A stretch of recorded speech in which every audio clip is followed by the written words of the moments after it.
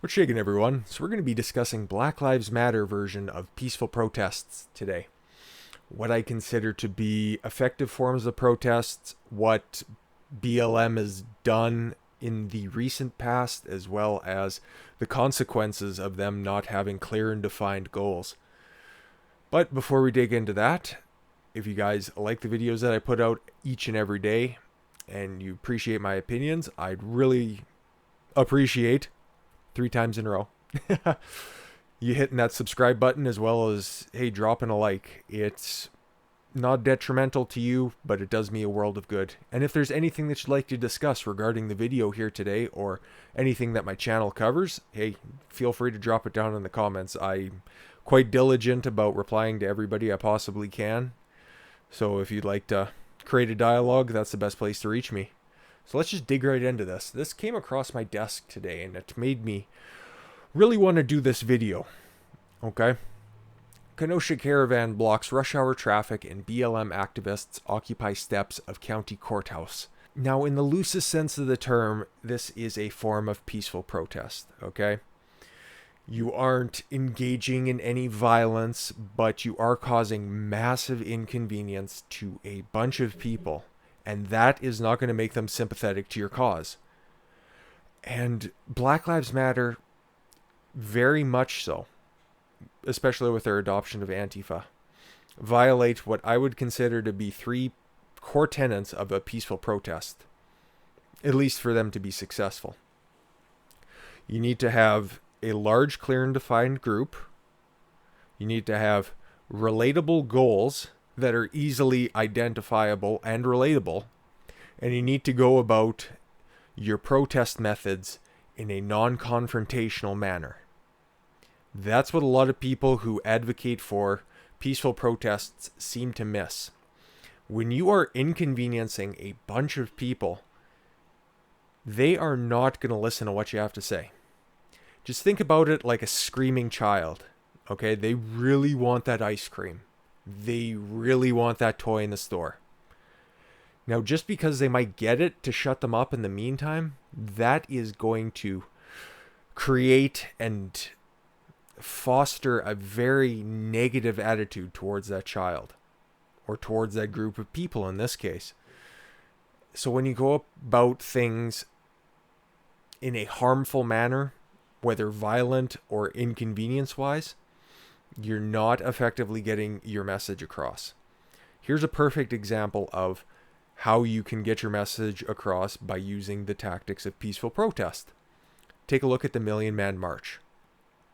You had a giant group of people. I think the name implies that. They had clear and defined goals of civil rights that were relatable to the masses, even in the early 60s. And when they all got together, it didn't inconvenience anybody for a long period of time. Anybody who wanted to use the roads that they were walking down on were inconvenienced for a while, but they rallied at the park, okay? That was effective because it adhered to those 3 tenets. What Black Lives Matter does, blocking rush hour traffic, nobody's going to be sitting in their car fuming after a shitty day at the office thinking, you know what, if I just denounced my white privilege, I could be able to just go home and be with my family. Nobody's thinking like that, okay? And the fact of the matter is, at this point, what's Black Lives Matter's goals? Like, you can go to their Black Lives Matter page, but it's all rambly, incoherent mess. And yesterday I did the video on the White House siege. I tried looking for what their goals are, but the only thing that they brought up is, we need to talk with people who would like to be a part of this in order to figure out what the fuck we're trying to do. But we're going to just get a bunch of people to come in and cause havoc. Because that's what every sort of peaceful protest eventually devolves into when it comes to Black Lives Matter. Like, just because, well, just take Portland for example, right? Over 100 nights of protests. I believe between 20 and 30 of the nights have been declared riots, but there have been window smashes, the 12 block radius that they're occupying every night is a no-go zone, that is not being peaceful.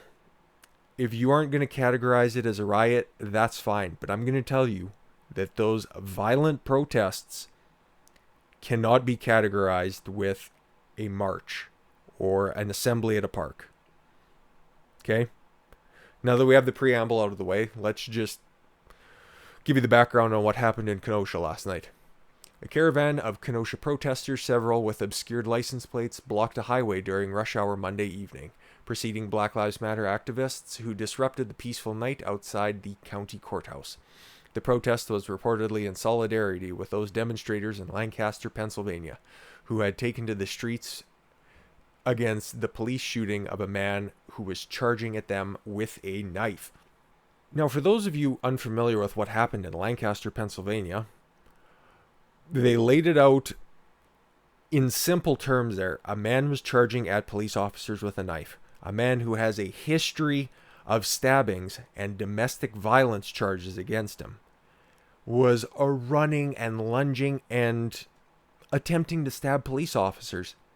All the body cam footage is out there for you to witness as well, so you just type in Lancaster, Pennsylvania, stabbing. It's probably, as soon as you type in Lancaster, Pennsylvania, dollars to donuts, it's going to be one of the first things that pops up anyways.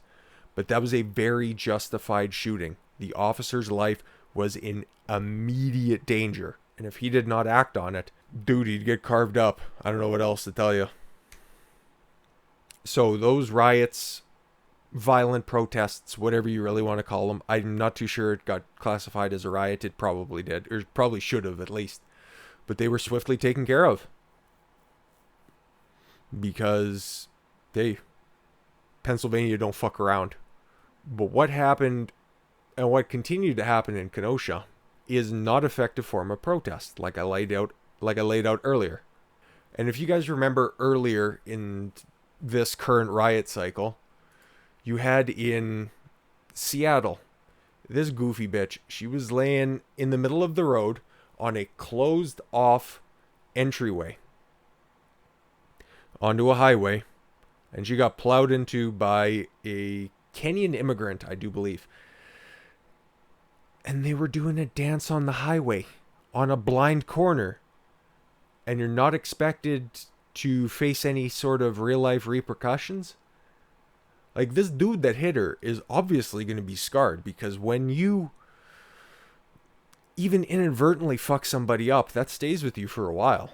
Okay, I can remember every fist fight I've been in. They haven't been numerous because I'm 6'6", 2 1/4. Nobody really wants to fuck with me. But I remember every instance, and I remember every inciting moment.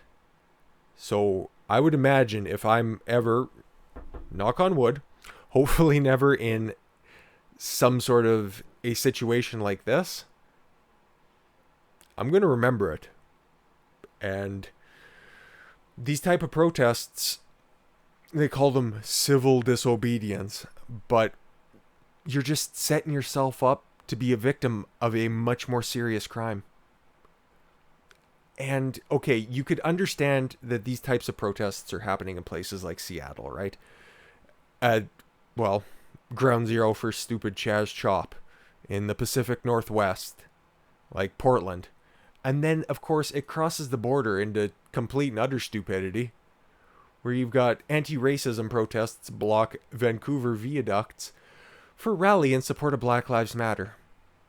Can anybody cite the case where there's been racial discrimination in a black on white racial discrimination in Vancouver? Like, in Canada, you always hear, thanks to Justin Trudeau, who's getting his own fucking video very soon because buying $19 billion of overseas oil when Canada is sitting on the largest, maybe not the largest, I don't have all the information, but when he's sitting on a lot more than $19 billion in oil, and there's a lot of people out of work right now. Anyways, that's not the rage for this video anyways. So, this is what, I don't know, people who can't think for themselves, people who are bored, who are tired of being locked up, due to a coronavirus pandemic that seems to be, at this point in time, it really seems like it's just going to be in perpetuity forever. So these people who are already angry at the system now have a reason to rage. Let's just take a look.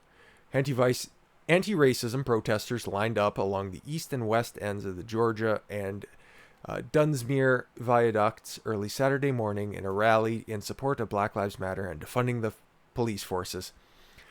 The protesters declined to comment to CBC News, but said the protest was peaceful and held slogans like "Care Not Cops," "Support Black Trans Women," and "Defund Vancouver Police Department." Care not... Okay. Do you know how many millions of police interactions happen every single month?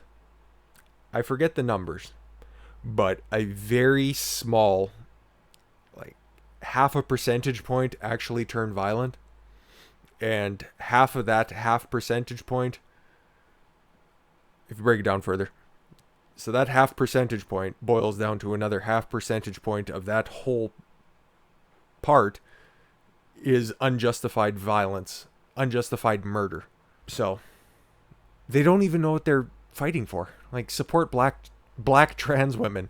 Could you get any more niche society?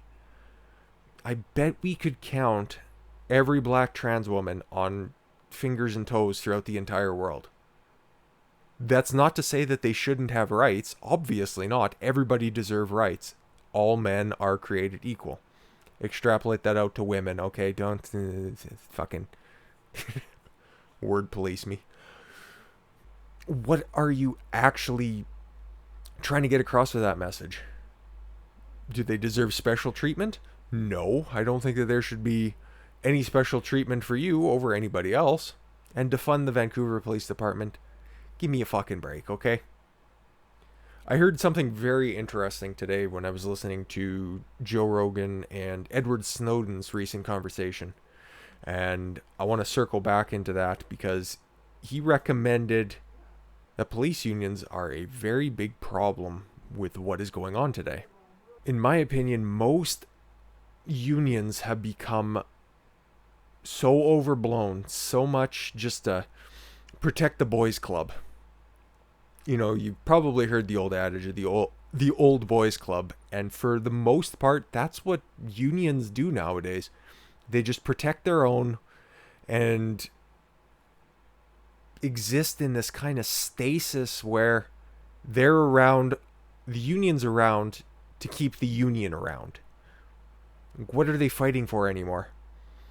Like, from the police union, I believe that's a very fair analysis and something that I would tend to support, because you look at a recent past, or a previous episode of the Joe Rogan podcast as well, when Ronnie Coleman, the greatest bodybuilder of all time, don't at me, and he was on there and he was talking about being a police officer at the same time of winning Mr. Olympia.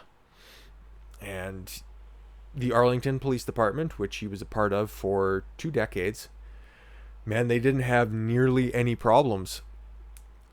It's maybe not fair in his case, because if you've ever seen a picture of Ronnie Coleman from 98 to 2006, he was not a motherfucker to mess with, okay? But a lot of the problems, like, they were one of the highest paid police departments in the country, and they had very few complaints. And whenever there were complaints, because they weren't unionized, those problematic officers were quickly dealt with. There were no unions to go through. This happens with every single union that's out there that's of a certain size. I understand that I'm probably neglecting smaller unions that are currently fighting for proper benefits, better wages, and better hours. But there are innumerous amount of larger scale national wide unions that are wholeheartedly too corrupt. And if we want to have a conversation about when companies get too big, I think you need to slap on the union discussion as well, because when they get too big, they become just as corrupt. that's my tangent on that one. And I don't think I'm too far off base on that. But feel free to drop it in the comments below if you do, in fact, disagree or if you'd like to have a dialogue about it further.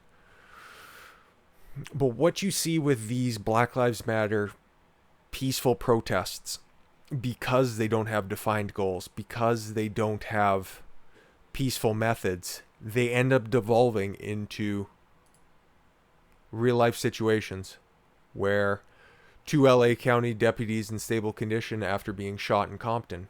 Search for gunmen continues. Yeah, like it says there. So, the one coherent, that's a very funny word to stutter on. A very coherent message that Black Lives Matter puts out is all cops are bastards, defund the police. They never say how they're going to or what they plan to do. Just that abolish them, right? All cops are bad. And so these two police officers got shot in the head by radicals. Okay, there's no other way to put it. And it's ridiculous. Honestly, these are cops who are, as you can see in the still picture, they were sitting in their police cars. And then a fucking maniac comes up and tries to kill two of them because he's been fed all of this.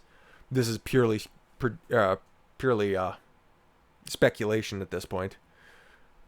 But he's being fed all of this all cops are bastards mentality from every perceivable angle, from sports, from the media, from social media. And a disturbed individual is going to take that and act on those. Try to do something better for the world because, hey, if all cops are bastards, I'm just going to go out there and take care of the problem. And that is a case where their protests go violent. There are many other instances, even in Portland, in Seattle, where officers who are trying to protect individuals and businesses during non-peaceful protests, another new word, and they are assaulted and injured, and there's an officer still clinging to life in Las Vegas who was shot in the head when he was called in to help with the riots that were happening there in, I believe, late June. I did a video on that one as well. It's under Back the Blue if you are interested. There's 5 police officers there that really need their stories properly told. So what's the logical next step once these police officers are taken to the hospital? If you guys haven't heard this story, it continues to get more and more sick. Okay? A Black Lives Matter mob swarmed the hospital where 2 deputies were taken for treatment after being ambushed and shot. They blocked doorways, the protesters did, threatened officers at the scene, and attempted to force their way inside the hospital. As the Gateway Pundit previously reported, who I'm taking this story from, 2 Los Angeles County Sheriff's deputy, a man and a woman, are in surgery fighting for their lives. They are right now in stable but still critical condition as of Tuesday evening, after each was shot in the head during an ambush attack by a lone gunman in a metro station in Compton Saturday night. Okay, here's what they were doing outside of the hospital, peacefully protesting. The activists, who have widespread support from Democratic politicians and nearly every major corporation, that's fair to point out, did chants wishing death upon the officers after arriving at the hospital. Approximately a dozen of them were at the scene, celebrating the shooting and threatening the officers and their families. Delightful people. They also threatened the officers that were there trying to help the scene and try to get in there and see their fallen comrades, saying, "You're next." This is what LAPD had to tweet out in order to stop the blocking of roads into a fucking major hospital, you savages. To the protesters blocking the entrance and exit to the hospital emergency room, yelling, "We hope they die," referring to the 2 sheriffs ambushed today in Compton. Do not block emergency entrances and exits to the hospital. People's lives are at stake when ambulances can't get through. Can you believe that? Can you believe that we've gotten to a point where it's not bad enough where you try to execute two police officers who are on duty, who are doing their jobs, and it's not enough that you celebrate their potential death, but for anybody else who's trying to get into the hospital, you are trying to protest for your message, which you don't clearly know, and potentially cause more deaths and increasing the severity of injuries where people being rushed via ambulance to these hospitals are. Dude, and this other stuff, this also came to light today. This is easily the most disturbing thing I've seen. This guy was clearly under the influence of something. All you have to do, the video's not in this story here, but all you have to do is just search on YouTube for Tulsa sheriff shooting. And I believe it's under Police Watch.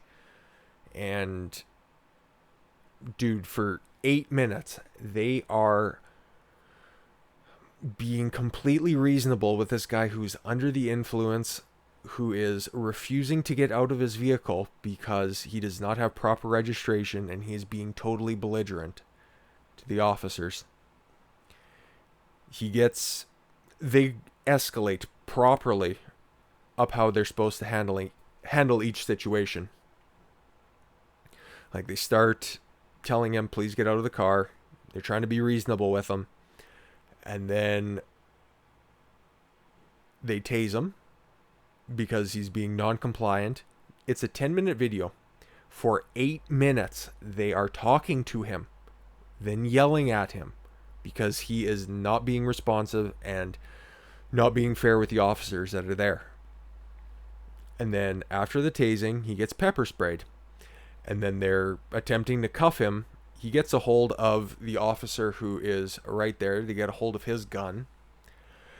And yeah, attempts to kill that officer. And the officer whose perspective you get to see his body cam there.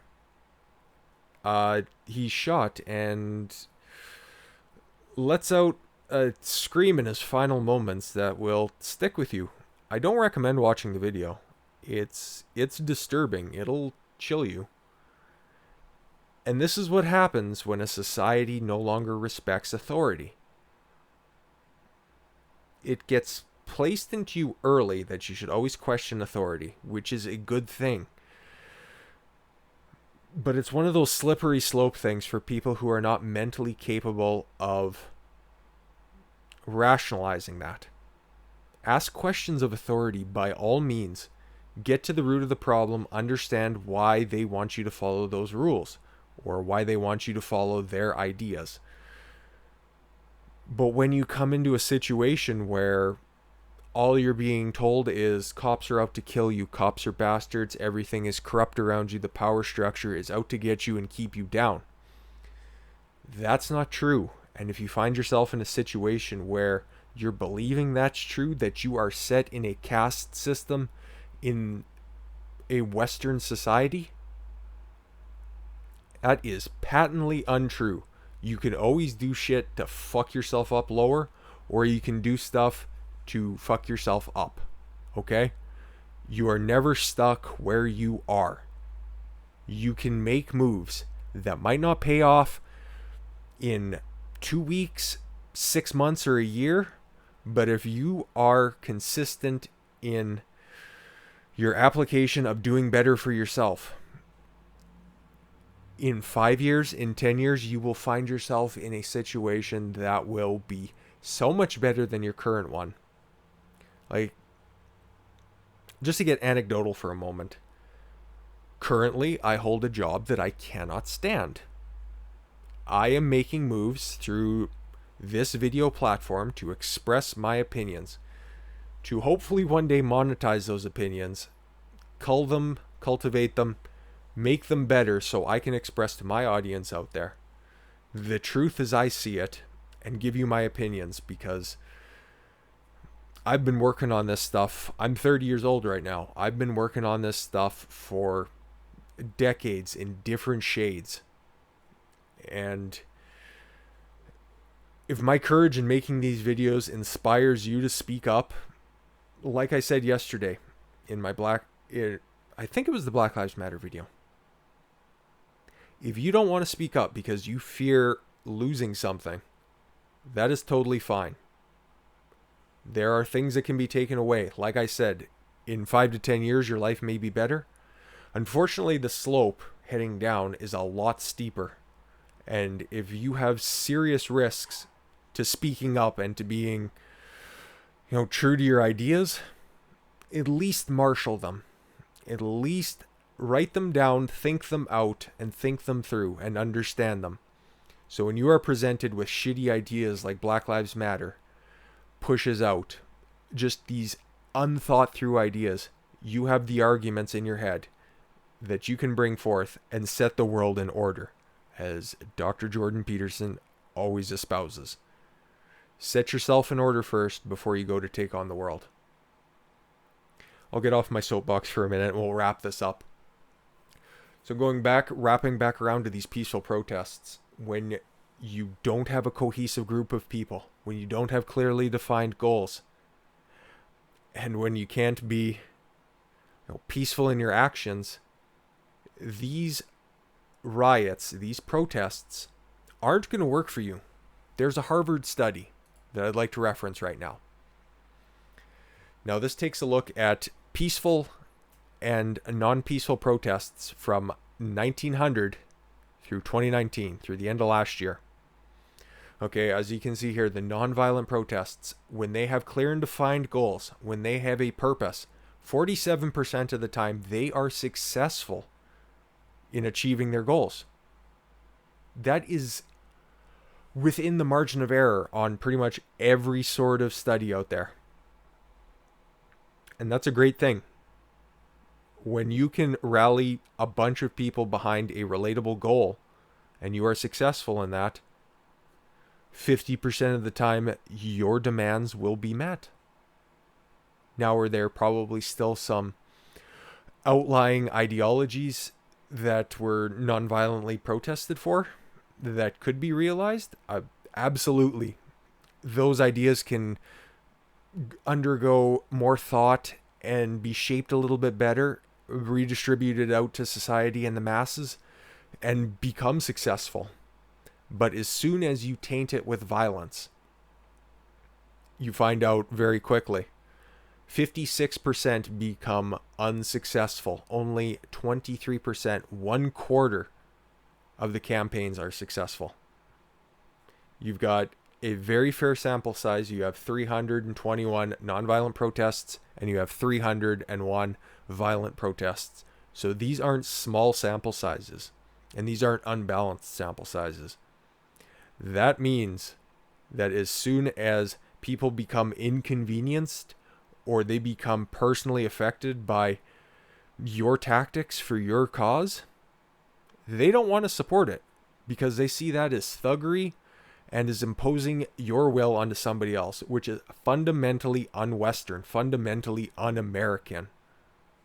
You leave me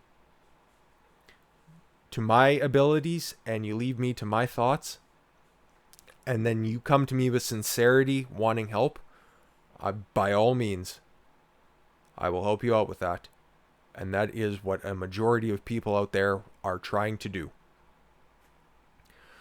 So let's just wrap this up, guys. This one's going long, but I anticipated it, and I got a chance to lay out a bunch of ideas that are very important to me and I think can be very important to the audience and to society at large. Peaceful protests obviously work. They need to be defined. They need to be popular amongst a large group of people. And if you have an idea that you believe is worth protesting for, keep it non-violent. You have a good chance of it being successful. That'll do it for today, guys. I know this was a long one. Thanks for sticking in there. And yeah, next video is going to be a lot more upbeat and fun. I guarantee it. It's something that's been popping around social media quite a bit. So I'm looking forward to talking about that one. This one was pretty heavy. So anyways, guys, if you made it to the end here and you haven't already, drop a sub, hit that like button, drop a comment as well if you have anything that I covered here in the past little while and you'd like to discuss it a little further. I'm always open for conversation. I am very appreciative for everybody who's watching. Anyways, guys, I've been Don Khan-Swaylo. I want you guys to follow your gut, get after it. Take care, everyone.